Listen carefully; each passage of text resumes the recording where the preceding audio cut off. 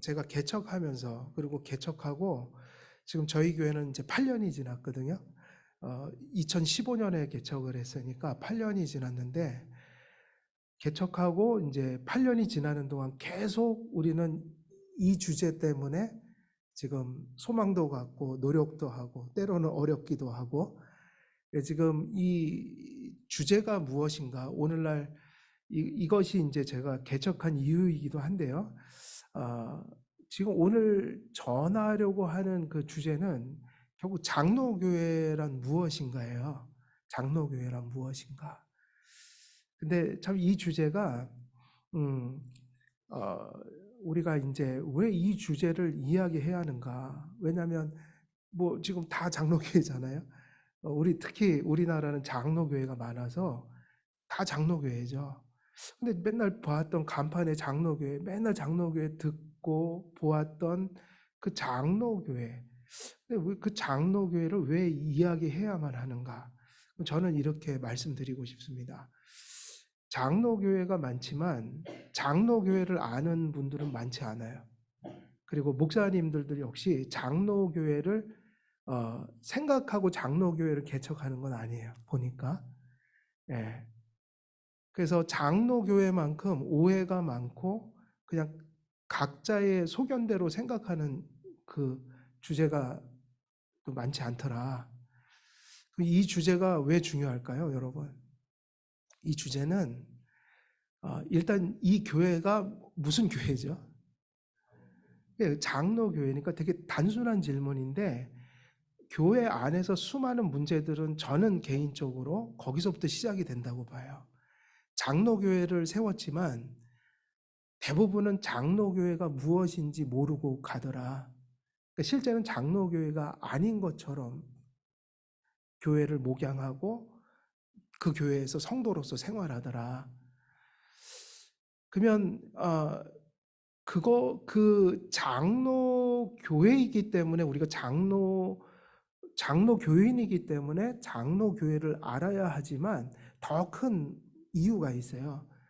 장로 교회를 종교개혁 때 종교개혁자들과 또 영국의 그 웨스트민스터 신앙고백서 만들고 그때 이제 사실 장로 교회가 최종적으로 이렇게 표준화됐는데, 그 장로교회를 추구했던 칼빈, 찌빙글리, 그리고 수많은 종교개혁자들과 그 웨스트민스터 그 회의에 참석했던 그 모든 장로교도들은 그 장로교회를 왜 중요시했냐면 그게 성경에서 가르치는 우리가 받아야 될 정치 형태라고 봤기 때문이에요. 그러니까 우리가 그 장로회라는 것은, 장로회 정치라는 것을, 장로교 원리라는 것을, 장로교에서 얘기하는 그런 교회와 목양의 형태를, 정신을, 그것을 성경이 명령한다고 생각했기 때문에 그걸 정한 거예요. 근데 오늘날 장로교회는 장로교회이기 때문에 우리가 장로교회를 알고 시작해야지라는 생각도 없지만, 그것이 어떤 성경적 근거로 그런 권위를 갖게 됐는지를 이해 못하는 데서 많은 문제가 발생한다. 그래서 오늘 주제는 사실은 장로교회인데, 사실은 장로 정치라는 말보다는 이게 더 중요하죠. 교회를 어떻게 어떤 모습으로 세워가는 것이 성경적이며 그것이 하나님의 뜻인가. 그리고 이제 그것을 뒤집어 얘기하면요, 어떤 교회 속에서 하나님의 그 함께하심이, 통치가 드러나는가. 이제 우리는 그걸 묻는 거예요. 근데 그 이야기를 할 때 장로 교회는 참 중요하다. 왜냐하면은 이제 저희들이 이제 그거를 좀 보면서 갈 텐데, 일단은 제가 자료는 기독교 강요, 제가 그 드린 그 내용들은요, 기독교 강요 4권에 있는 내용을 거의 다 요약한 겁니다. 그러니까 지금 저 안에는 기독교 강요 교회론에 관련된 내용이 빠짐없이 다 들어있어요. 그래서 기독교 강요에서 우리가 칼빈이 이야기하는 하나님이 기뻐하시는 교회라는 게 어떤 것인가, 근데 그거를 장로교회라는 관점에서 좀 보려고 하는 거죠. 그래서 장로교회를 조금 더 우리가 이해하고 가고자 이 자리에 이제 이런 내용들을 준비했고요. 그래서 조금 이해를 조금 쉽게 가려면 일단은 논지부터 좀 얘기를 하는 게 좋을 것 같아요. 장로회 정치의 원리와 정신이 뭐냐, 그래서 우리는 강의 2로 되어 있는데 이걸 먼저 하겠습니다. 장로교회가 뭔가를 조금 요약을 해드리고 먼저 개념 정리를 하고, 그리고 칼빈이 교회론을, 정말 소중한 교회론을 많이 얘기하고 있는데 칼빈 속에서 지금 장로교회에 관련된 중요한 내용들이 흘러가고 있다. 이런 내용들이 빠져버리면 사실은 이제 교회가 거의 아닌 것이죠. 우리 개혁주의에서 얘기하는 교회가 아닌 것이죠. 그래서 우리가 32페이지 먼저 보면요. 일단은 제가 거기서부터 시작을 하겠습니다. 장로교회라는 게 도대체 뭐냐는 거죠. 여러분, 장로교회는 뭐를 장로교회라고 하죠? 여기가 장로교회잖아요. 우리 합신교단은 장로교단이고, 그럼 장로교회는 도대체 뭡니까? 장로교회.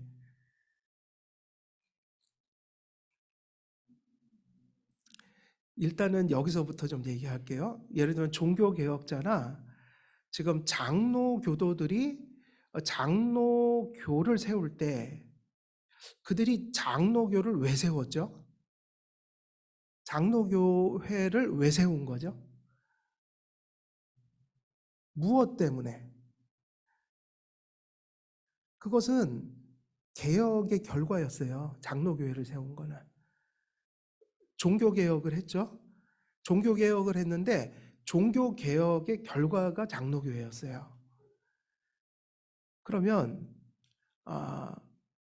장로교회는 어떻게 나올 수 있었나? 그러면 많은 사람들이 이렇게 생각합니다. 장로교회, 오늘날은 우리가 장로교회를 해야 합니다. 그러면 어떻게 이해를 하냐면, 우리가 이렇게 의논해서, 그리고 이제 인간들이 사람이 모인 곳이니까 어떤 질서가 필요하다. 어떤 조직도 필요하다.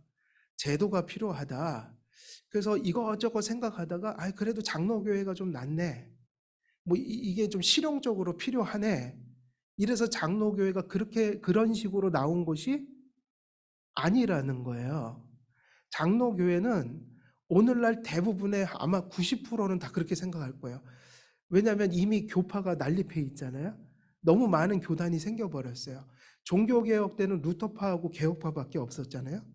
그리고 유럽에 개혁교회가 있고 장로교회가 영미 쪽에 생겼죠. 그러면 그 당시에 대부분의 보편성은 장로교회에 있었어요. 근데 오늘날은 성결교회도 있고, 뭐 국교회도, 영국 성공회도 있고, 뭐 천주교도 있고, 뭐 무지무지 많죠. 성결교회도 있고. 그러니까 정치 형태도 다양한데 침례교도 있고. 그러면 사람들은 이렇게 생각하죠. 장로교회를 어떻게 자기 인식을 갖냐면, 그래 뭐 저런 것도 있고 이런 것도 있고 저런 것도 있는데 그 중에 뭐 하나인 거죠. 그냥 그게 유용하고 필요하니까 인간의 어떤 이렇게 생각 속에서 장로교회를 만들었다. 근데 사실은 장로교회는요, 그렇게 나온 게 아니에요. 장로교회는 종교개혁 때문에 나온 겁니다. 그럼 종교개혁 때 뭐를 도대체 개혁을 했죠? 종교개혁은 뭐가 종교개혁입니까? 어디로 돌아가는 거였어요. 물론 많은 것들이 있었지만 종교개혁은 한마디로 어디로 돌아가는 게 종교개혁이었어요? 그죠? 예배도 뭐 있고, 예배개혁도 있고, 또 직분개혁도 있고, 제도개혁도 있고, 다 있어요. 그런데 그 모든 걸 한마디로 요약하면 오니 바이블이에요. 솔라 스크립투라. 다시 말하면 오직 성경으로 돌아가는 게 개혁이었거든요. 성경을 다시 보기 시작했고 성경을 해석했죠. 성경을 해석하니까 그 안에서 뭐가 나오죠? 하나님에 대해서, 그리스도에 대해서, 구원에 대해서 교리가 나오죠. 신앙 고백이 나오잖아요. 그래서 성경을 해석하고 교리가 나오니까 이건 로마 교회는 아니다 이런 거잖아요. 그러면 종교개혁은 성경으로 돌아가는 거였단 말이에요. 그 성경으로 돌아가서 교회를 볼 때 나온 결과가 장로교회였다는 거예요. 그러니까는 우리가 야, 뭐 감리교회처럼 교회를 운영하는 게 맞을까? 뭐 성결교회가 더 나을까? 뭐 성공회처럼 하는 게 더 우리에게 필요할까? 이런 게 아니라 우리가 오늘날 개척이 그렇게 돼 버렸잖아요. 개척하면 어떻게 합니까? 개척하면은 개척을 어떻게 시작하죠? 목사님하고 몇 분의 성도들이 자기들의 가진 경험과 바램들 속에서 회의를 하겠죠. 목사님하고. 그래갖고 우리 교회를 어떻게 만들까요, 목사님? 아이디어를 막 주고받아 갖고 그래요. 우리 이런 행사도 하고 뭐 교회 이런 식으로 운영하고 뭐 이래갖고 합시다. 그래갖고 마치 우리가 개척을 하면 우리가 모든 틀을 짜서 가는 것처럼 그렇게 되면 큰일 납니다. 교회는 이미 다 정해져 있는 거예요. 교회가 개척하면 그 교회가 어떻게 예배하고 어떻게 목양을 어떤 질서 속에서 하고 성도들은 어떤 방식으로 예배하며 그리고 그들은 전도와 교회의 훈육을 위하여 어떤 일들을 할 것인가라는 것이 거의 다 대부분 사람들의 아이디어에서 나오면 안 되고 어디서 나오는 걸까요? 이미 역사적으로 종교개혁 때 원리적인 것은 이미 다 정리가 되어 있고 그 정리가 되어 있는 원칙이라고 하는 것들이 인간의 머릿속에서 나온 게 아니라 무엇의 결과로 나온 거예요? 성경 해석의 결과였다고요. 다시 말하면 성경을 해석하고 신학 서론부터 종말론까지 신앙의 고백과 교리들이 정리가 되니까 거기서 뭐가 나오냐면 이런 진리들 속에서 교회가 어떻게 세워져야 될지 그러니까 그 결실이 맺어진 게 장로교 정치예요. 그래서 장로교를 세울 때 그 장로교 무슨 헌법이라든지 예배 모범이라든지 이런 것들을 정했던 것은 성경을 모두 보고 하나님이 이런 것이 하나님의 복음이요 뜻이고 하나님의 교리다라는 게 정리될 때 그것이 가시화된 게 뭐냐면 교회의 정치예요. 그러니까 교회 정치는 무엇을 벗어날 수 없는 거예요? 인간의 아이디어입니까? 하나님의 말씀으로부터 온 겁니까? 그거를 오늘날은 잃어버렸다는 거예요. 그래서 교리를 중요시하는 교회들마저도 다른 건 다 성경적으로 가르칩니다. 뭐 하나님이 이렇고 구원은 이렇고 뭐 다 가르쳐요. 근데 딱 교회를 가면 교회론으로 넘어가면 그때부터 교회론은 인간들이 필요에 따라서 정하는 것이 돼버렸어요. 그게 아니라 그래서 교회론, 교회 정치 이런 거 있잖아요. 우리가 보통 얘기하는 교회의 질서, 교회는 어떻게 예배해야 되고 교회는 어떤 식으로 목양해야 되고 교회는 어떻게 문제가 발생하면 해결해야 되고 이런 것들이 이미 다 정리가 500년 전에 돼버렸고 장로교회는 그 원리를 따르는 게 장로교였어요. 그런데 언제부턴가 신학교에서도 그렇고 개교에서도 그렇고 교회 정치는 신학이 아닌 이렇게 뚝 떨어지는 어떤 게 돼버렸어요. 그 신학교에서도 이거 잘 안 가르치잖아요. 저희도 별로 안 배웠잖아요. 교회 정치. 그게 오늘날 교회를 몹시 어렵게 만들고 있어요. 왜냐하면 하나님의 교회가 결속하는 것은 하나님의 말씀에 달렸어요.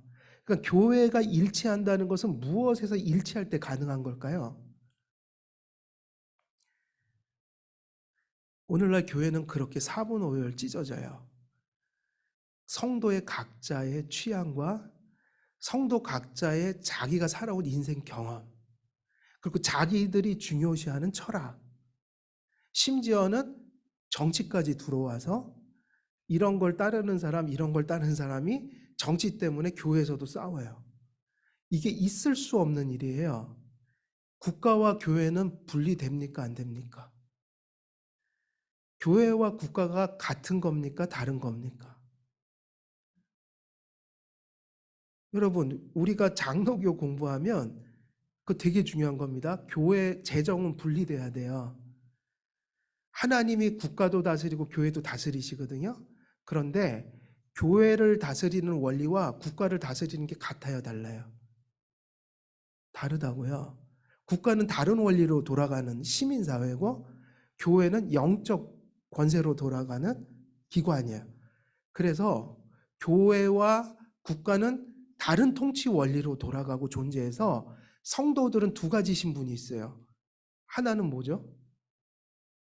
믿는 분들은 성도의 신분이 있고, 그 성도로서는 어디서 다스림을 받아야 돼요? 정부에서 다스림을 받나요? 교회에서 다스림 받는 거예요. 그래서 여러분이 신앙에 어긋난 일을 하면 경찰이 와서 잡아갑니까? 교회에서 권징을 합니까? 권징이죠. 그래서 권징이란 말을 쓴다고요. 그래서 여러분들은 시민으로서 살면서 한편으로는 또 무슨 신분이 있어요? 성도. 그래서 시민으로서 행동하는 거는 이제 나가서 그렇게 하셔야 되고, 여기선 성도로서 살아야 합니다. 뭐 예를 들면 부하냐 가난하냐, 내가 정치적으로 어떤 당을 찍느냐, 내가 어떤 철학을 가졌느냐, 이런 거는 교회에서 아무런 의미가 없어요. 교회는 여러분의 삶이 다 다르잖아요. 오직 하나로 하나 돼야 돼요. 이유가 뭐냐면 동일한 그리스도를 믿고 모시고 고백한다는 이유 때문에 그거로 하나 되어야 합니다. 근데 오늘날 교회는 인간적인 것들이 들어와 버려서 별의별 철학, 별의별 사상, 별의별 정치, 심지어는 세상이 학연, 지연, 잘 사냐 못 사느냐, 이런 것들이 교회에 들어와 버렸다고요. 이거를 고린도전서에서 신랄하게 비판했잖아요. 그래서 교회는, 저는 이 얘기 하거든요, 성도님들한테. 우리 교회에서 신앙생활하는 분들은 학연, 지연, 세상에서 잘 사냐 못 사냐, 무슨 정치를 추구하냐, 이런 거 쓰레기통에다 다 갖다 버리시라고요. 그건 시민으로 가셔서 열심히 하시라. 교회에서 창간할 일이 아니에요. 교회에서 창간할 일이 아니에요. 시민으로서는 그냥 법에 위배되지 않는 이상 자기들이 선택하는 거예요. 맞아요, 틀려요? 맞습니까? 틀립니까? 이거 분명하지 않으면 큰일 납니다, 교회가. 교회에서는요, 성도로서 사세요. 성도로서 사는 건 뭐죠? 누구로 하나 되는 거예요? 예수 그리스도요. 그거로 우리가 사랑하는 거예요. 교회에서 사랑은 이런 거 아닙니다. 누구하고 친해서 사랑하는 거? 누구하고 더 오랜 연륜을 가졌다. 어떤 성도가 우리 집 옆으로 이사 오더니 더 친해졌다. 이런 게 교회 안에서 발동하면 안 되고요. 교회에서는 한 가지 이유 때문에 사랑하는 거예요. 뭐죠? 예수를 믿는다는 이유 때문에. 그래서 이런 건 있잖아요. 사람이 더 친할 수도 있고 조금 거리를 이거는 마음대로 안 되잖아요. 친분은? 그래요, 안 그래요? 모두가 친할 수 있으세요? 그건 안 되지만, 그래서 그걸 내려놓고 어떻게 노력을 해야 되냐면 그것까지도 극복을 해야 돼요. 예수를 믿기 때문에 한 교회의 회원인 분들이 서로를 예수 믿는다는 이유로 사랑해야 합니다. 이것이 교회 사랑의 본질이에요. 그러니까 이유가 없어요. 우리가 왜 저 성도를 사랑해야 됩니까? 이러면 이유가 있어요, 없어요? 다른 건 없어요. 그냥 예수님을 믿고 신앙 고백을 해서 우리 같은 교회에 있기 때문에 사랑해야 돼요. 그래서 우리 교회에 있는 한 사랑해야 합니다. 신앙 고백이 같은 한 사랑해야 합니다. 이게 예수님이 말씀하신 사랑이에요. 그래서 시민적인 신분과 성도로서의 신분을 구분할 수 있어야 되거든요. 이게 웨스트민스터 신앙 고백서에 다 있어요. 우리 교리에 다 있습니다. 그래서 장로교회는 어디서 왔냐면 그 결과였어요. 성경으로 돌아간 결과 가장 성경적인 교회 목양 방식이 장로의 정치였어요. 이렇게 보는 게 가장 정답이에요. 적어도 장로교도는 그런 믿음으로 많이 죽으면서 그걸 지켜낸 거예요. 위그노들이 많이 죽었잖아요. 왜 죽었나요? 장로교 정치를 하려다 죽은 거예요. 프랑스에서. 노회를 만들고 장로회 정치를 했단 말이에요. 그래서 죽었어요.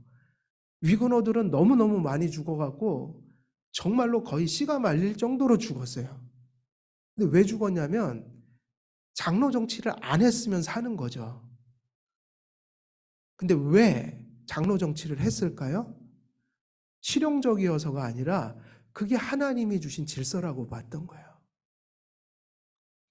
그러니까 오늘날 우리가 장로교회의 장로교도라고 하는 성도님들의 모습과 종교개혁 당시의 장로교도들의 모습은 거기서부터 차이가 나죠. 우리는 그냥 실용적인 거예요. 그냥 그것이 유용하니까 그렇게 했겠지. 혹은 장로교회지만 장로교회를 벗어나서도 얼마든지 자유롭게 교회 원리를 우리가 선택할 수 있다. 그래서 교회 정치를 성경과 역사적인 교회론에 따라서 하는 게 아니라 우리의 실용적 필요와 또 우리의 바램을 따라서 우리가 같이 회의해서 뭘 정하면 되는 것처럼 교회를 인식하기 시작한 거야. 그것이 무엇이냐면 오늘날 현대의 사사기적 교회다. 여러분, 사사기적 교회에서 일어나는 일이 뭘까요? 사사기적 교회가 되면 안 되는 이유가 뭐가 있죠? 사사기적 교회가 뭐죠? 그냥 그 한마디예요. 소견대로 가는 거. 각자의 소견대로.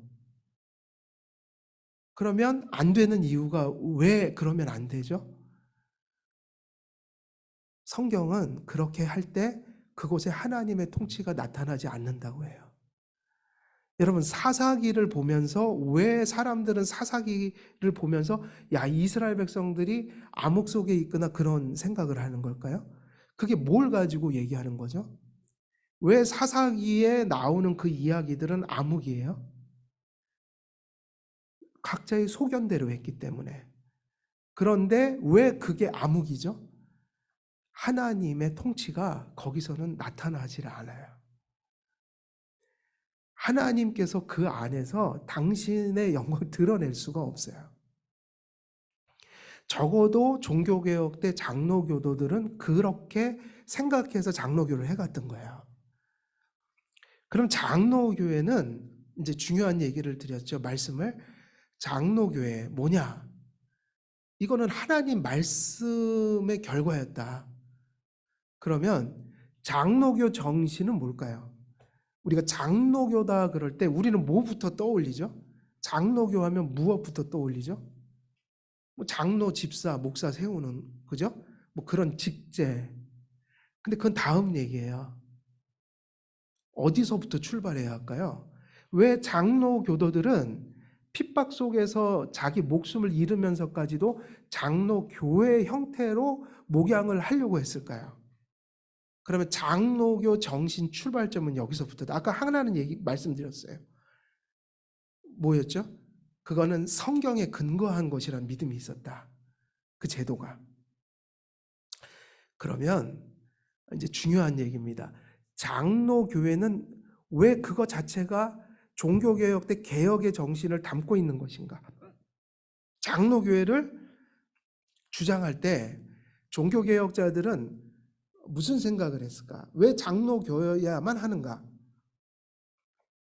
장로교도들이 가장 강조했던 정신은 뭘까요?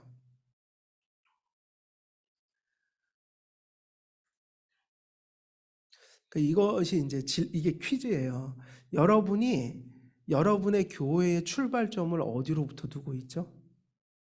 그러니까 이 교회가 교회되는 이유, 그리고 우리가 이 교회를 위해서 이 정신으로 해야 한다. 예배를 드리던, 교제를 하던, 목양을 하던, 성도님들이 봉사를 하던 이 교회의 졸린 목적이에요. 네? 그죠? 장로교회예요, 그게.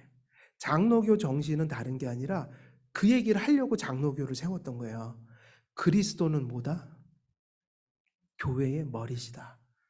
그 얘기는 교회의 주인이 누구라는 거예요? 그리스도라는 거예요. 그러면 이것 때문에 장로교를 세운 거예요. 그 당시에는 여러 정치 형태가 있었는데 제가 유스디비눔이라는 그 웨스트민스터 장로교회를 이제 이렇게 공식화했던 사람들의 글을 보면 그분들의 확고한 신념이 있었어요. 그리스도가 머리 되기 위하여 우리는 장로교회를 합니다. 그러면 그 당시의 정치 형태가, 사람들이 생각하는 정치 형태가 그리스도가 머리가 아니 되는 형식으로 했던 거예요. 예를 들면 뭐가 있었을까요? 그 당시에는 대부분 그러니까 개신교 안에도 그랬다는 거예요. 개신교 안에서조차도 아직 정치가 정리가 안 돼서 이런 형태들이 막 나타났다. 그러면 첫 번째가 뭐죠? 이것 때문에 장로교로 바꿔야 한다 이거예요. 제일 첫 번째 정치 형태는 누굴까요? 로마 교회잖아요. 로마 교회는 뭐죠?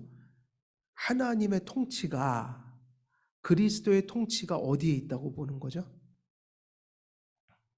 한 사람의 교황에게 있다고 보는 거죠. 교황. 하나님이 한 왕 같은 성직자를 세워서 그 한 사람, 그러니까는 싱귤러, 그 단수적인 한 사람에게 전행적인 모든 권리를, 목양의 권위를 주셨다. 그러니까 종교개혁자들은 아니다 그랬잖아요. 또 다른 아닌 게 뭐가 있었을까요? 그 시대에. 교황제만 있었던 건 아니에요. 영국으로 가면은 영국 국교회라고 하는 거, 지금 성공회, 거기도 마찬가지 감독제였어요. 감독제는 뭐죠? 역시 몇 사람이 다스리는 거예요? 한 사람이. 한 사람이. 그리고 이제 또 다른 거 하나 있었어요. 뭐일까요? 이건 또 반대 극단이에요. 회중교회가 있었어요. 회중들을 어떻게 생각했냐면 교회가 목사와 장로가 회를, 이게 장로교회잖아요. 회를 이루어서 목사와 장로가 당회, 노회, 총회를 주관해서, 다시 말하면 장로들의 모임이 다스리는 거예요, 저희들은. 그런데 회중주의는 뭐죠? 하나님이 교회의 목양적, 정치적 권위를 어디다 주셨다고 믿었을까요? 목사와 장로가 아니라 어디죠? 회중에게 주셨다고 생각했어요. 장로교도들은 분명히 아니라고 했어요. 회중에게 주시지 않았다고 봤어요. 절대로 하나님께서 목양의 권위를 회중에게 주시지 않아요. 목양은 누가 하는 거죠? 회중이 하는 겁니까? 그렇다고 해서 한 사람의 독재자를 얘기하지도 않아요. 그래서 교황도 아니고 감독도 아니었어요. 그래서 장로교회는 뭐를 택했는가? 한 사람의 지도자가 아니라 말씀 전하고 치리하는 장로와 치리만 하는 장로가 회를 이루게 했다. 그게 무슨 회죠? 치리회, 당회, 노회, 총회예요. 다시 말하면 지도자들이 존재하기는 하나 지도자를 단수로 놓지는 않는다. 복수로 회를 이루어서 교회를 목양하게 하셨다. 그러면 뭐는 다 아닌 거예요? 한 사람에게 그 권위가 가거나 또 회중들의 소견을 따라서 다수결, 그러니까 민주주의적인 방식으로, 그러니까 오늘날 우리들이 크게 오해하는 것 중에 하나가 절대로 장로교회는 민주주의적이지 않아요. 민주주의적으로 얘기하면 여러분이 인본주의적이고 세속적인 거예요. 민주적인 방식이 들어와 있긴 하죠. 공동의회 같은 게 있어서 목사님 청빙할 땐 투표를 하죠. 그것은 일부 민주적인 방식으로 덕을 세우기 위해서 민주적인 방식을 차용했으나 교회의 정신은 신본주의지 민주주의가 아니라고요. 그래서 요즘에 뭐 개혁한다고 그러면서 자꾸 개혁이 우리가 종교개혁이나 말씀이나 교리로 돌아가 역사적인 교회의 모습을 회복하는 게 아니라 뭐 오마이뉴스 뭐 무슨 뭐 뉴스엔조이 같은 데서 자꾸 개혁 얘기하는 건 민주주의를 얘기하는 거예요. 근데 그런 것을 얘기한 적이 없어요. 우리 교회론 자체가 그런 걸 가르치질 않아요. 그러나 때에 따라서 그게 주의가 아니라 민주적인 절차를 거쳐야 하는 부분에서는 민주적인 절차를 차용했다고요. 그래서 교회에는 뭐가 있죠? 공동의회가 있잖아요. 공동의회는 결의기관입니까? 승인기관입니까? 여러분, 당회에서 결정이나 의제를 가져오면 그것에서 가부를 묻는 거예요. 승인을 받는 거예요. 그래서 공동의회에서 승인이 안 되면 그걸 누가 다시 가져가서 고쳐와야 돼요? 회중이 고칩니까? 당회가 가져가야 합니까? 당회가 다시 고쳐와야 돼요. 성도들의 마음을 헤아리고 성도들이 무슨 얘기를 한지를 듣고 잘못된 게 있으면 그걸 고쳐오는데 그걸 고쳐오는 주체는 당회여야지 공동회에서 결정하는 게 아니라고요. 공동의회는 목사, 장로도 실수할 수 있으니 성도들 전체의 의견을 물어서 더 덕을 세우는 방식으로 하자고 해서 민주적인 투표 방식을 가져온 거죠. 그래서 민주적인 방식은 있지만 교회는 민주주의적인 방식은 아니에요.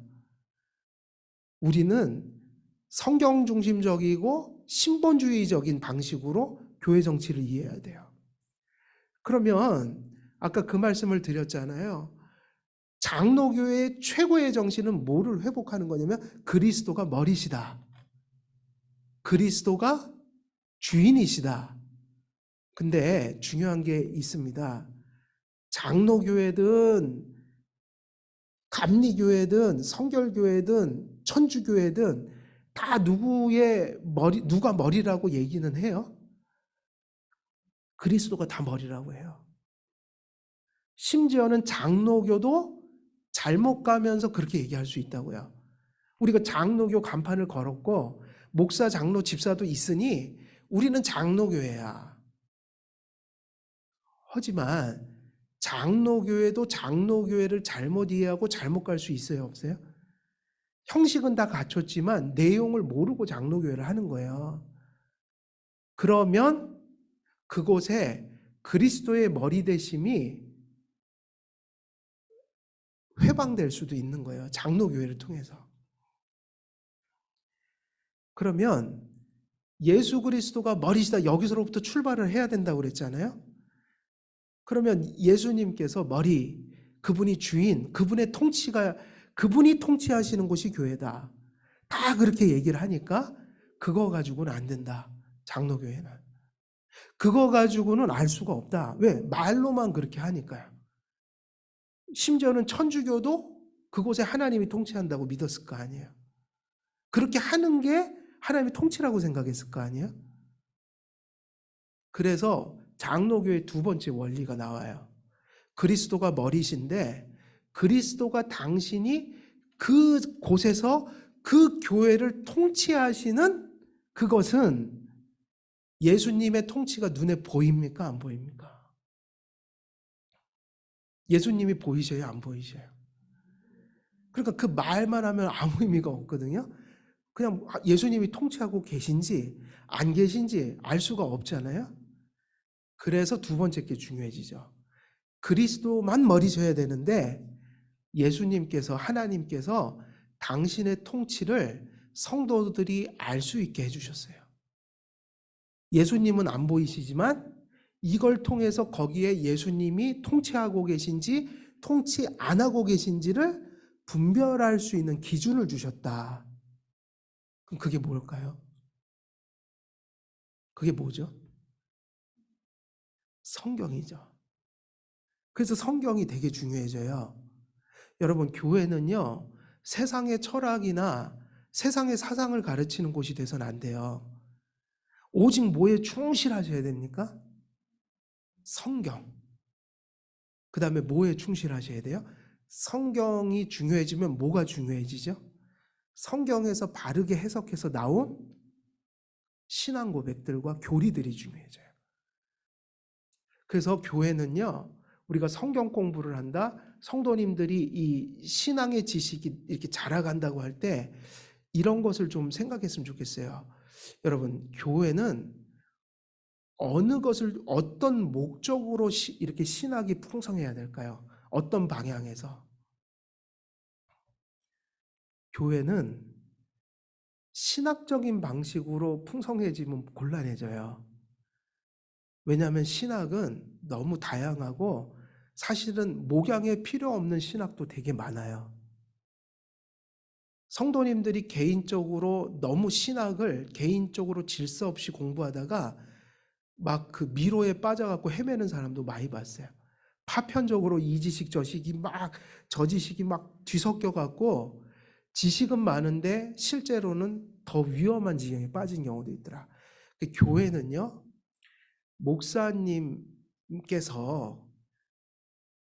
역사적인 성경 해석과 교리에 충실해서 목사님의 지도하에서 질서 있게, 그래서 이 개혁교회의 예배는요, 두 가지입니다. 오전, 오후 예배. 오전 예배 때는 뭐를 보통 했을까요? 종교개혁 때. 성경 강해를 했습니다. 성경 본문에 충실해서 하고, 오후에는 뭐 했을까요? 이런 교리적인 얘기를 했어요. 신앙 고백을. 그래서 예배학에서 그렇게 가르쳤거든요. 오전 예배는 하나님이 우리에게 말씀을 선포하시는 시간이요.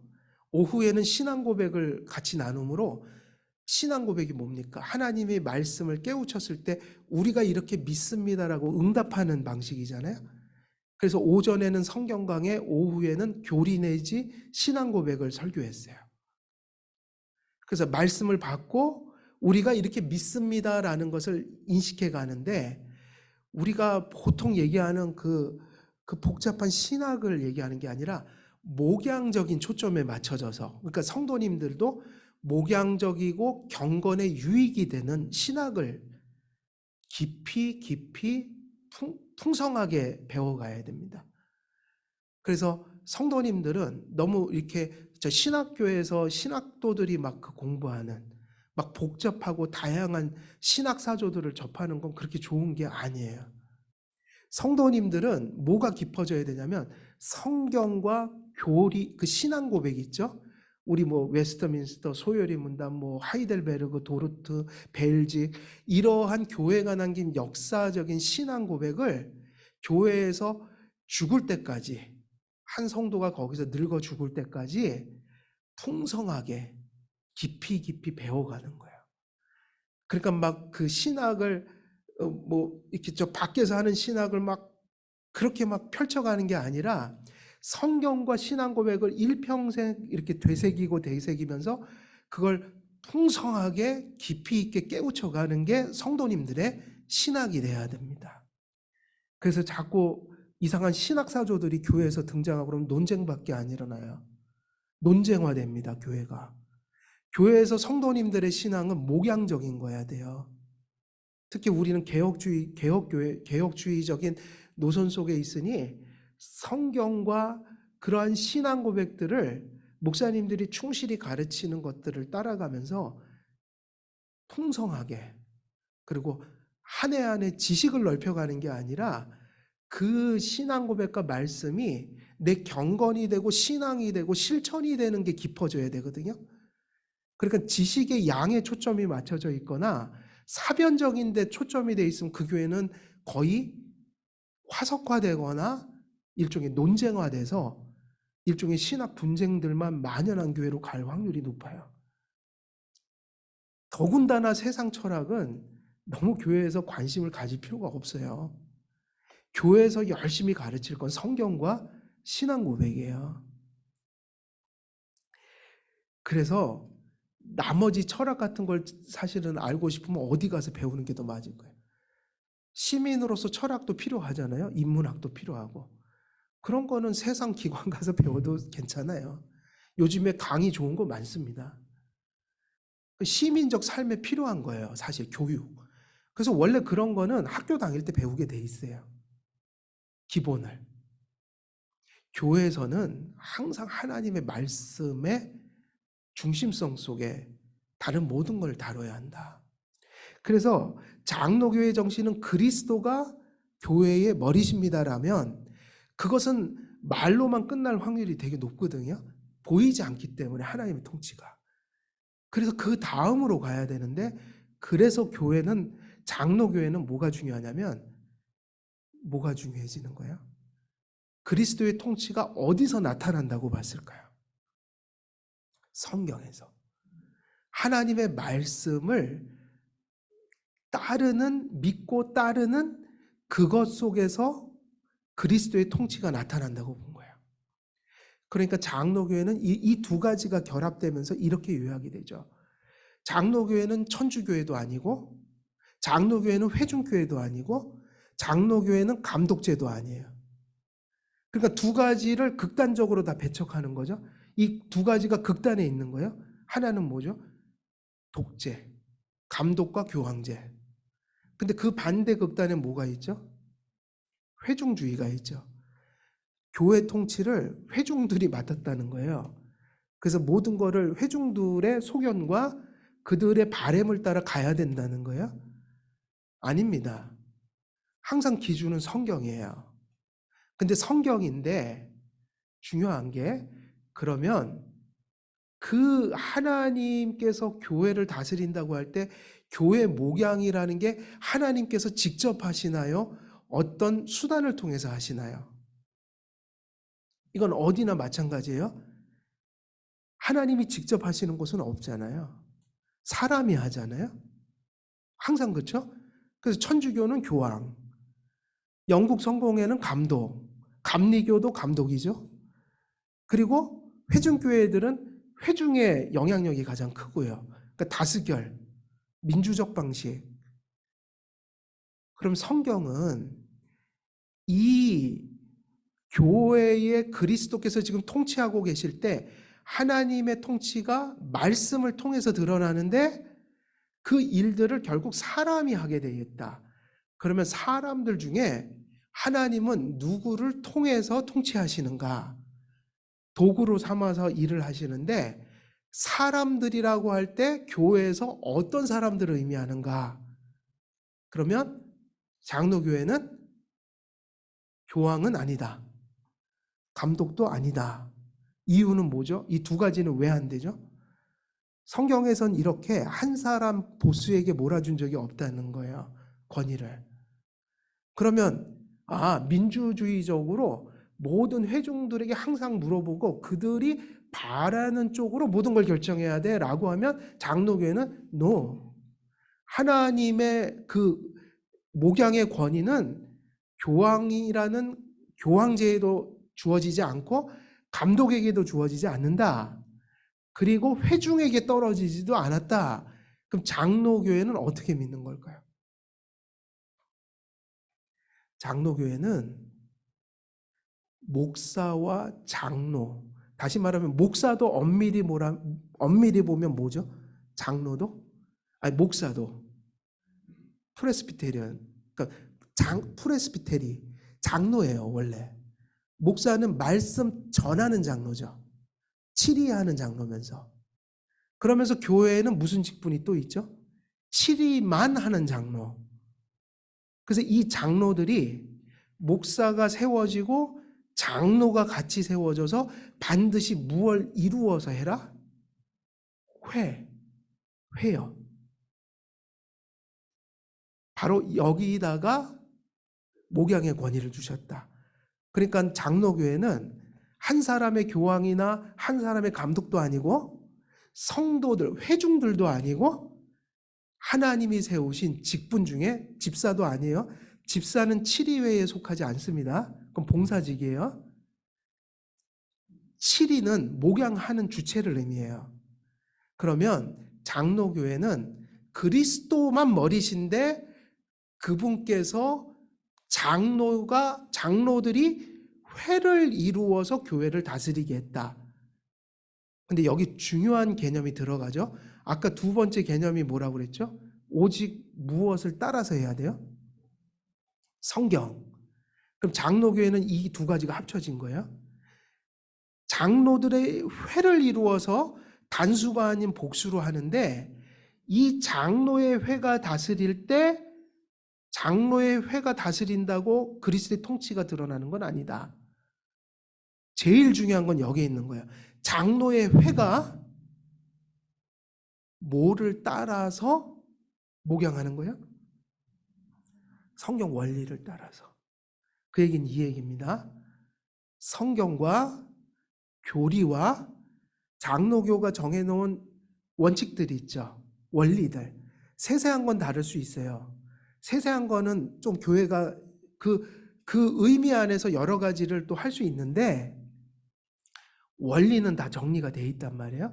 그러니까 장로교회는 목사와 장로가 회를 이루어서 하나님의 말씀과 교리와 장로교회가 성경적인 원칙으로 합의해서 세우는 질서들을 따라 목양할 때 거기에만 누가 임하신다는 거예요? 하나님의 통치가 드러나게 된다. 그러니까 장로교회는 이제 정리가 다 된 거예요. 사실은 세 가지입니다. 장로교회의 정신은 어디로 출발합니까? 항상. 그래서 뭐를 하든 항상 그 정신으로 해야 장로교회가 되는 거예요. 그리스도가 머리시라는 의식, 그리스도가 주인이라는 의식. 근데 하나님께서 질서 있게 목사와 장로가 회를 이루는 제도를 만들어야 한다. 그리고 이제 중요해지는 게 뭐죠? 그 회가 뭐를 따라서 할 때 장로교회가 되는 거예요? 말씀과 교리와 교회 질서를 따라서. 그러면 이 장로들이, 목사님과 장로들이 자기의 경험과 철학과 자기의 소견을 따라서 하면 장로교회는 파괴돼요. 장로교회가 항상 정당성을 갖기 위해서는 장로의 회가 제일 중요한데, 장로의 회가 뭐를 수종드는 기관이 돼야 돼요? 자기의 소견을 따라 하는 게 아니라 항상 말씀을 수종들고 교리를 수종들고 질서를 수종드는 역할을 하는 게 직분인 거예요. 성경에 보면 이렇게 얘기했죠. 사도와 복음 전하는 자들과 선지자들을 세웠다. 이거는 성경이 완성되기 전까지, 사도들이 이제 죽기 전까지 임시적인 직분들. 지금은 사도, 복음 전하는 자, 선지자가 있어요, 없어요? 이거 비상직원이에요. 그때는 계시가 다 임하지 않았기 때문에, 성경이 아직 완성되지 않았기 때문에 하나님이 직통으로도 주시고 뭐 영감도 받고 그랬거든요. 그러나 이제는 성경이 완전히 기록됐어요, 안 됐어요? 더 이상 다른 계시가 있나요, 없나요? 없어요. 그러니까 이제 비상적인 직원은 필요 없어요. 그래서 이제 뭐만 남냐면, 서신서 보면 그게 있잖아요. 목사와 교사와 다스리는 자, 장로와 집사.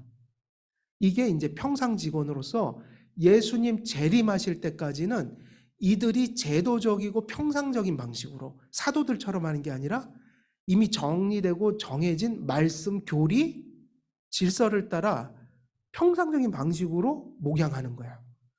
그러면 이걸 덮으면 이 얘기예요. 자, 건강한 장로교회는 목사님이 그 성경과 우리 개혁주의 역사적인 신앙 고백과 질서를 따라 성경에 충실한 뭐를 하실 때 그 목사님의 그 설교 사역을 통해서 하나님이 지금 목양하고 계신 거예요. 목사님이 어떻게 설교할 때, 그러니까 장로교에서는 설교할 수 있는 권한을 누구에게 줬어요? 목사에게. 아까 그 얘기잖아요. 목사에게 설교권이 있단 말이에요. 사역에 권한을 주셨단 말이에요. 그런데 그 사역이 하나님이 통치하시는 사역이 되려면 설교할 때 어떻게 함으로 그 사역의 권위가 정당성을 부여받냔 말이에요. 성경과 교리에 충실하게 설교할 때 하나님의 권위가 거기 떨어진다는 거예요. 다시 한번 들어보세요. 이게 되게 중요한 얘기예요. 하나님의 통치가, 하나님의 권세가 목사라는 사람에게 떨어지는 거예요? 목사가 성경에 충실하여 설교하는 그 설교 속에 떨어지는 거예요. 예? 두 번째죠. 그래서 목사의 권위는 내재적 권위가 아니라고요. 그냥 목사기 때문에 뭐든지 내가 목사니까 너희들이 따라와야 돼가 아니라 목사인데 성경을 전하니까 따라오세요. 심지어는 이것이 말씀을 전했기 때문에 순복하셔야 합니다까지 얘기할 수 있는 거예요. 근데 성도들이 거기에 순복할 때 목사의 인격에 순복하는 거예요. 목사의 입에서 나온 말씀에 순복하는 거예요. 그래서 유스 디비놈, 장로 정치는 하나님의 권위를 얘기하는 거라고요. 자, 장로님과 목사님이 이제 또 무슨 직분적 권한을 갖죠? 설교권도 있다고 그랬지만 이제 장로님하고 이제 목사님이 당회란 차원에서 보면 장로님들은 무슨 권한을 가진 사람들이에요? 치리권. 근데 치리라는 것은 무조건 벌 주는 건 아니잖아요. 성도들을 디서플린, 훈육한다는 얘기잖아요.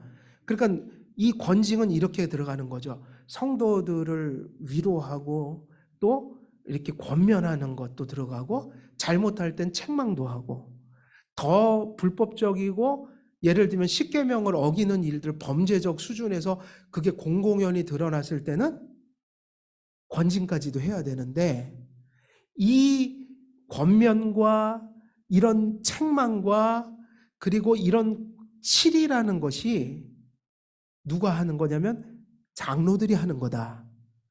그러면 그 치리의 권위가 정당성을 가지려면 그 치리가 어떻게 가야지 될까요? 뭐 장로님, 목사님의 감정으로 치리한다? 이러면 권위가 없다고요. 정당하지 않다고요.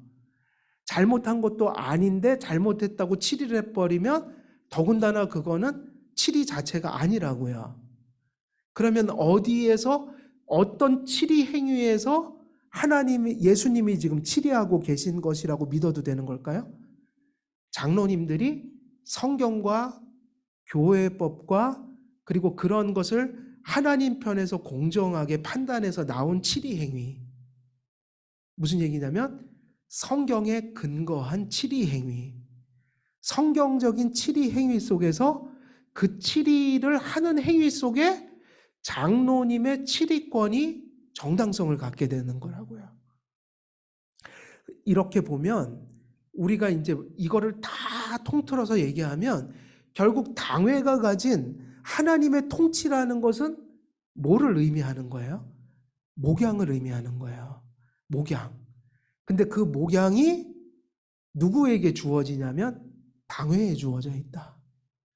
그러면 그것에 성도들이 따라오고 수용하고 순복하려면 그 권위를 인정해야 되는데 그 권위가 어쩔 때 정당성을 갖는다? 뭐에 근거한 것이어야 되는 거예요? 성경과 교리와 우리 장로교 질서의 근본적인 원리를 벗어나지 않는. 그렇다고 또 그렇게 가시면 안 돼요. 뭐 하나하나 다 조항적으로 이래갖고 이건 틀리시고 막 그렇게 못합니다. 교회의 그 모든 것들을 산술적으로 적용할 수가 없어요. 무슨 얘기인지 아시겠죠? 각 교회의 상황과 교회 성도들의 성숙도와 그 교회가 처한 상황들이 다 달라서 그 우리가 가진 헌법 체계에 있는 거를 최대한 그 정직한 동기로 다른 목적 속에서 해석해서 적용하는 것인데 그 모습이 교회마다 다를 수밖에 없어요. 그러니까 세세한 것 하나까지도 기계적으로 뭐 이렇게 하라는 게 아니라 그 정신과 동기와 그러한 원리들을 벗어나지 않는 모습으로 순수한 그러한 정신을 가지고 그 교회가 목양을 한다면 그 목양적 권위를 회중들은 순복해야 하는 거죠. 그 순복을 하라고 그럴 때 내가 목사니까 순복해야 하라고 하면 그건 이제 교황제로 가는 거예요. 우리가 얘기하는 그 권위는 기능적 권위예요. 기능적 권위예요. 그러니까 내재적 권위가 아니라는 거예요. 그리고 그 권위는 항상 바른 사역 속에서만 드러나요. 바른 사역 속에서. 그러니까는 아까 얘기했지만 결국 장로교회는 무슨 얘기를 하고 싶은 거예요? 그리스도가 어떤 모습으로 목양하는 곳에 지금 계신 것인가? 통치하고 계신 것인가? 그러면 우리는 이렇게 생각해도 되죠. 목사님께서 성경의 교리의 질서에 부합한 하나님 보시기에 건전한 설교를 행하고 있을 때 지금 누가 그 교회를 통치하고 계시다? 그리스도가 통치하고 계시다고 믿어도 되는 거죠. 장로님들이 와서 권면하고 책망하고 심지어는 우리를 권징할 때도 그것이 성경에 충실하여 그것을 행할 때 성도들은 그것 속에 그리스도가 목양하고 계신다는 걸 인정해야 되는 거야. 오늘날은 이러한 어려움이 좀 있어요. 그러니까 이거는 시대성 때문에 그렇습니다. 왜 그러냐면 오늘날 시대 정신은 그래서 오늘날 교회, 국가, 가정에서 사실은 지금 많은 문제가 벌어지고 있어요. 특별히 가정에서 너무 많은 문제들이 벌어지고 있어요. 그 가정에서 일어나는 문제 중에 가장 큰 문제가 뭐냐면 부모와 자녀 간의 관계가 너무 파괴되어 있어요. 우리 부모님들도 아이들을 성경적으로 잘 양육하지 못하는 부분도 있고 아이들도 부모의 권위를 인정해 주지 않아요. 이게 좀 심각해요, 지금. 그래서 교회를 다니지만 가정으로 가면 거의 너무너무 참 황망할 정도로 너무너무 파괴되어 있는 관계가 부모 자식 간에. 그런데 이 지금 집안에서 일어나는 문제, 교회, 국가의 문제가 거의 지금 제가 볼 때는 어디서 발생하는 문제 같아요, 여러분? 그 모든 문제의 그 중심에는 권위에 대한 문제가 있어요. 권위라는 주제에서 충돌하는 거예요. 권위에서. 가정에서도 지금 권위의 문제가 자녀하고 부모님하고 맨날 치고받고 하는 그런 이유가 되고 있어요. 오늘날은 이것 때문에 교회도 가정도 국가도 몹시 흔들린다. 왜냐하면 시대성이 특별히 한국은 지금 이 두 가지가 되게 역설적으로 흘러가고 있다. 그럼 뭐가 흘러가냐면 첫째는 여러분 권위는 성경이 권위를 인정합니까 안 합니까? 가정의 권위, 정치적 권위, 또 뭐 목양적 권위 이런 게 성경은 그걸 인정해요 안 해요? 하죠. 하면서도 되게 중요시해요. 그런데 문제는 뭐냐면 우리가 살고 있는 시민적 사회 있죠. 우리의 역사, 가정 여기서는 선한 권위가 별로 없었어요. 무슨 얘기인지 아세요? 하나님이 바로 중요시한 그 권위. 그래서 그것이 너무 선해야 되는데 거의 어디로 갔을까요? 권위 주의로 갔단 말이에요. 그래서 우리나라 같은 경우도 지금 우리가 민주화가 돼서 되게 많이 극복은 했지만 지금은 이런 좀 어려움이 있어요. 탈권위로 가는 경향이 너무 강해요. 그게 무슨 얘기냐면 항상 이 두 가지는 같이 있는 거예요. 권위주의가 팽배하면 사람들은 권위 자체가 싫어져요.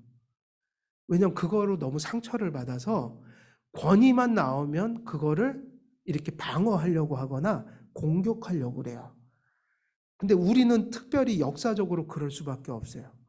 항상 일제시대, 또 이제 독재, 이런 것들을 막 경험하면서 권위라는 것이 되게 권위주의로 경험이 돼버렸어요. 가정도 마찬가지예요. 부모님 공경하라는 맞지만 솔직히 말하면 한국의 부모님들은 권위주의가 너무 셌어요. 저도 많이 맞았어요. 그래서 그땐 그게 아주 기본이었어요. 잘못하면 당연히 맞는 거예요. 근데 마저도 이렇게 인격적으로 맞는 게 있고 아닌 게 있거든요. 조심해야 된다, 달초할 때. 근데 요즘에는 달초하면 경찰서에 신고하고 잡혀가요. 제가 봤어요, 그런 걸.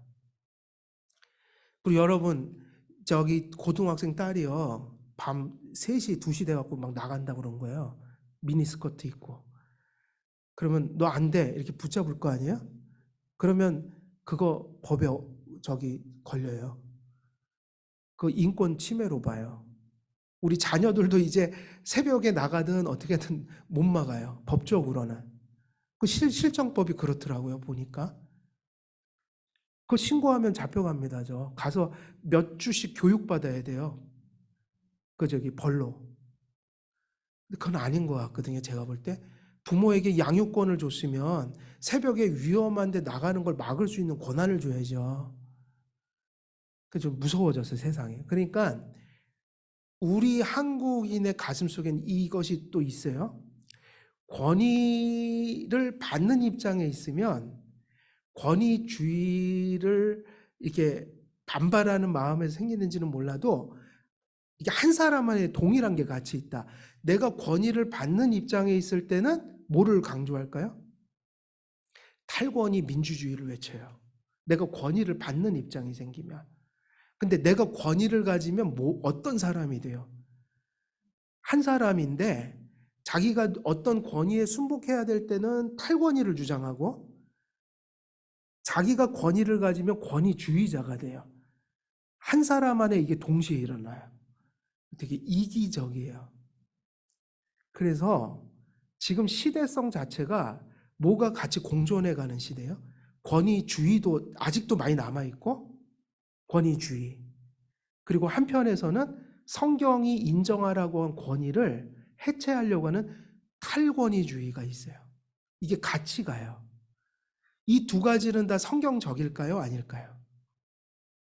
그래서 장로교의 가장 해가 되는 건 권위주의면서 탈권이에요. 그러니까 결국은 이 얘기예요. 우리가 장로, 목사 뭐 다 뽑고 당회도 만들고 이러지만 더 중요한 게 뭐냐면 그 직분들이 늘 붙들고 가야 될 그 정신이 있었잖아요. 사람이 아니라 누가 주인이다, 교회? 그리스도가 머리시다. 그리고 그 다음에 정신이 뭐였죠? 근데 그분이 보이질 않으니 그분이 이곳에서 통치하시는 건 오직 이걸 통해서만 확증된다. 그러니까 그 장로의 정치가 정말 깨끗한 양심으로 하나님의 말씀과 교리와 질서를 근거해서 목양하려고 하는 몸부림. 이게 필요한 거고, 그 다음에는 성도님들이 그렇게 적어도 그러니까 완전할 수는 없겠죠. 사람은 죄성을 가졌기 때문에 완전할 수는 없는데 진정성은 보여줄 수 있는 거잖아요. 그러니까 여러분, 목사님들한테 장로님들에게 요구하는 것은 뭐가 되면 안 될까요? 그러면 교회는 깨집니다. 완전한 걸 바라지 마세요. 왜냐하면 성경은 우리의 교리는 우리 안에 여죄가 있다고 가르쳐요. 거듭난 이후에도. 그래서 완전한 사람은 없어요. 그런데 완전하지는 못하지만 진정성을 가질 수는 있어요. 그건 파악할 수 있잖아요. 부족하지만 진정성을 가지고 바르게 하려고 하신다. 근데 아예 진정성이 없어지면 큰일 나는 거예요. 그러니까 완전한 걸 요구하지 마시고 진정성 있게 하려고 하면 부족하더라도 그 목양에 뭐를 해줘야지 맞는 거예요? 순복해줘야 되는 거죠. 그거를 수용해줘야 되는 거죠. 왜냐하면 장로교회의 목양은 당회가 하는 거예요. 회중이 하는 게 아닙니다. 당회가 하는 겁니다. 그래서 결국 이 얘기는 이제 이런 얘기로 가는 거죠. 결국 오늘날 교회의 이 장로교회 특히 문제는 어디서 오는 거예요? 권위에 대한 개념이 사라진 거예요. 사라졌다는 거는 권위를 이러한 원리대로 생각하는 그 지식을 잃어버린 거예요. 그래서 장로교회를 각자 그냥 생각하고 있는 거예요. 결국 이 이야기는 장로교회를 회복한다. 우리가 다시 한번 장로교회를 통해서 하나님이 통치하시는 교회를 만든다는 것은 어디에 어떤 주제를 다루는 것과 밀접하게 관련이 있는 거예요? 권위의 문제를 다루고 있는 거예요. 그 권위는 뭐냐? 하나님의 권위인데 그런 질서를 통해서 하나님의 권위가 드러난다. 그게 장로회다. 결국 장로회를 논한다는 것은 교회의 목양적 권위가 성경에 어떻게 규정되어 있는가를 정립해가는 과정인 건데, 이것은 사실은 어디로 이어지냐면 가정의 문제를 해결하는 핵심이기도 해요. 가정도 어떻게 회복될 수 있는가? 결국은 선한 권위가 가정에 세워지고 선한 권위가 아이들에게 순복될 때 가정은 회복될 수 있어요. 우리가 국가도 마찬가지입니다. 국가는 권력기관이 있잖아요. 권력자들이 그 권력을 선한 권위로 세워갈 때 그 복잡한 문제들이 하나씩 하나씩 해결될 수 있고, 또 국민들은 선한 권위의 진정성을 보일 때 그것을 진정한 것으로 순복해 줄 수 있어야 된다는 말이에요. 결국은 가정, 국가, 교회의 문제가 거의 권위에 대한 타락으로부터 오는 거예요. 그 권위에 대한 타락은 무엇인가? 선한 권위가 아니라 권위주의로 가는 거. 또 그것이 선한 권위가 아니라 탈권위로 가는 거. 이것이 사실은 장로교회를 이해하는 가장 중요한 부분이에요. 그래서 우리가 이제 장로교회에 대해서는 1차적으로 여기까지 좀 하고 좀 쉬었다가 다시 해도 되겠네요. 그죠? 예. 그래서 정리를 하면 장로교회는 결국 종교개혁자들이 혹은 성경에서 장로교회는 무엇을 그것을 한마디로 어떤 정신으로 요약할 수 있는 걸까요? 어떤 정신이 장로교회예요? 그리스도만이 교회의 주인이시고 머리시다. 근데 그것이 보이지 않는 통치잖아요. 그러면 우리가 이곳에 그 통치가 있다는 것을 정당성을 부여받는 것은 하나밖에 없는데, 그것이 무엇에 근거한 목양을 하는 걸까요? 성경에 근거한 목양을 하고 목양을 받는 곳에서 그리스도의 통치가 나타난다. 그러면 그 다음에 이제 묻는 문제는, 그러면 하나님께서 말씀을 통해 통치하시는데 그 통치를 어떤 사람들에게 위임하셔서 행하느냐, 이렇게 물으면 그것이 목사와 장로가 회를 이루어 당회와 노회와 총회와 같은 프레스비테리언 처치, 장로의 회를 통해서 설교하고 성도들을 목양하고 돌보는, 그렇게 정치하는 그곳에 하나님의 통치가 있다. 그러니까 이 세 가지가 하나가 돼야지 장로교회가 되는 거예요. 그러니까 예를 들면 장로교회의 형식만 이해하고 무슨 헌법 조항만 이해하고 이 정신이 사라지면 그 장로교회도 똑같이 교황제하고 똑같을 수 있는 거죠. 근데 정신은 있는데 우리가 성경이 규정한 제도를 버리면 역시 하나님은 그곳에 역사하실 수가 없어요. 그러니까 우리가 회복해야 될 건 뭐죠? 장로의 회가 회복돼야 한다. 근데 그 장로회가 하나님의 말씀과 교리와 질서를 따라 그 정신을 그리스도가 주인이시라는 그 목적을 구현해내는 그 정신으로 장로교 질서를 풀어낼 때 거기서 이제 누구의 통치가 가시화되는 걸까요? 그리스도의 통치가 가시화된다. 그러면 이제 결론인데요. 그래서 장로회가 뭐 예를 들면 개교에서 당회가 건전하게 권위 있게 그러나 바르게 세워질 때 결국 그 얘기는 무엇이 회복된다는 얘기일까요? 목양이 회복된다는 얘기예요. 그러니까 장로경 정치라는 데서 권위라고 얘기하는 건 다른 게 아니에요.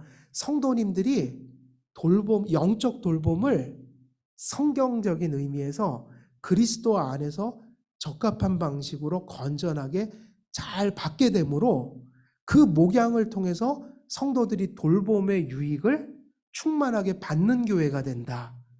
그러니까 장로회가 바르게 선다는 얘기는 성도들이 뭐를 잘 받는다는 얘기로 요약될 수 있어요? 돌봄을 잘 받게 된다.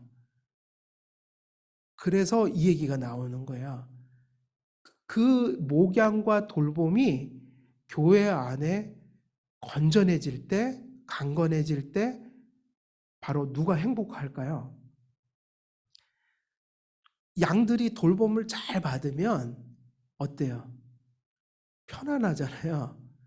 잘 자라잖아요. 그것이 바로 교회의 행복인 거예요.